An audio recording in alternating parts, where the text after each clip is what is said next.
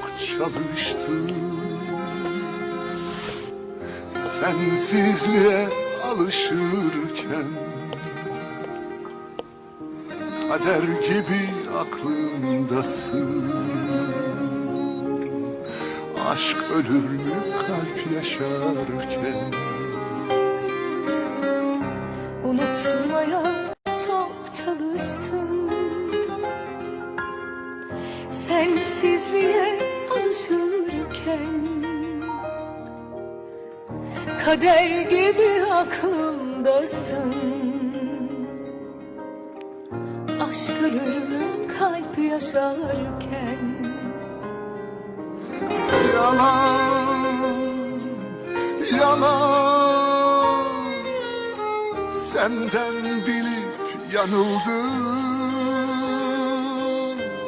Yalan, yalan.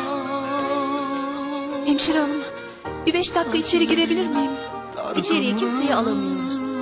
Lütfen, sadece 5 dakika.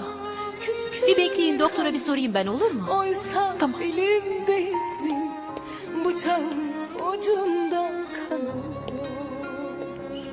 Doktor bey, Evet. şuradaki bayan eşini görmek istiyor. Yanar mı için, oysa koynumda resmin, herkes unuttum sanıyor. Buyurun girebilirsiniz. Teşekkür ederim. Hala küskün mü kalbin? Lütfen çok kısa. Oysa dilimde ismin, bıçağın ucunda kalıyor.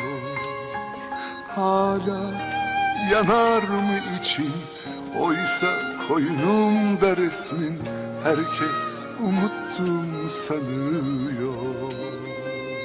Hala küskün mü kalbin, oysa dilimde ismin, bıçağın Şerif. ucunda kalıyor. Hala Duyuyorsun beni değil mi? için, oysa koynumda resmin, herkes unuttum. Duy ne olursun duy.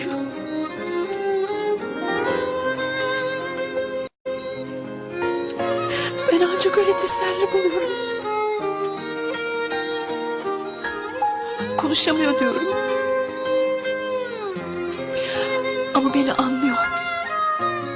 Beni duyuyor.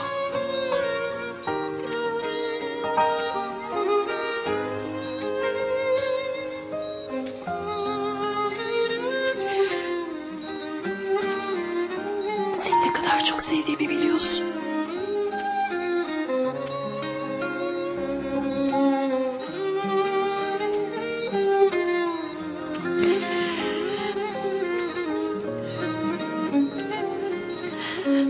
Farz et ki Hala hiç ayrılmadık seninle. küskün mü kalbin, Hiç ayrılmadık. oysa dilimde ismin, bıçağın ucunda kanıyor.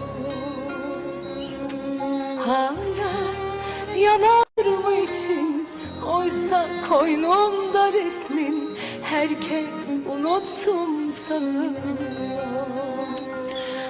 hala küskün mü kalbin?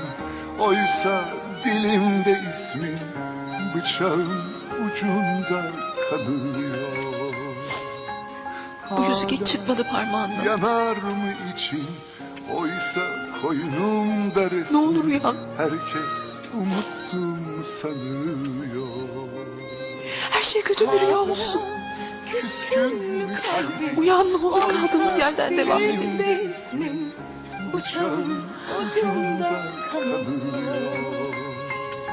Hala Yanar mı için? Oysa koynumda resmin, herkes unuttum sanıyor.